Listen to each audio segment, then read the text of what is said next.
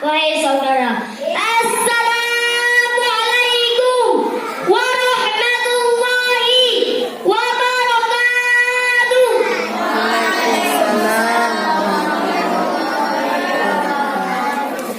Alhamdulillahilladzi 'allama bil qalam 'allama insan. Ayunan langkah yang paling utama, marilah sama-sama kita memanjatkan puji berserta syukur kehadirat Allah Subhanahu wa taala. Yang mana oleh Allah yang telah memberi kita kesehatan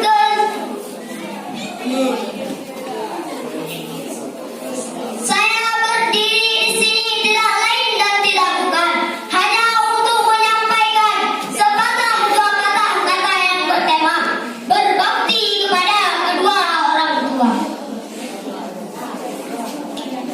Saudara-saudara yang berbahagia, ada 3 perintah Allah yang berangkai dalam Al-Quran yang menurut para ulama tidak diterima. Yang satu apabila yang lain tidak dikerjakan.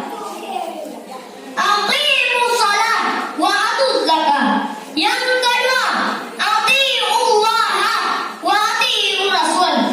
Yang ketiga, anishkurli wal walidayya.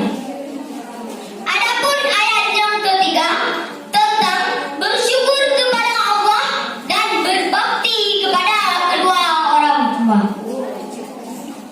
Bersyukur kepada Allah tapi tidak berbakti kepada kedua orang tua tidak diterima. Berbakti kepada kedua orang tua tapi tidak bersyukur kepada Allah juga ditolak. Oleh karena itu tidak bisa dipisahkan satu sama lain. Orang yang pandai bersyukur kepada Allah, ia harus pandai juga berbakti kepada kedua orang tua. Firman Allah dalam Al-Quran ayat surah Al-Iqra ayat 23. A'udzu billahi minasy syaithanir rajim. Bismillahirrahmanirrahim. Wa qadara rabbuka alla ta'budu illa iyyahu wa bil walidayni ihsana.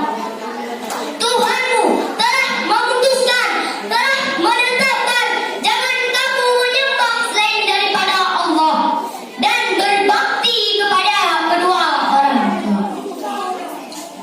Bersyukur kepada Allah, setelah itu kepada siapa kawan-kawan? Anda penasaran kok sama? Saya juga. Wabil walidaini ihsana. Berbakti dan berbuat baik kepada kedua orang tua. Kawan-kawan yang saya cintai,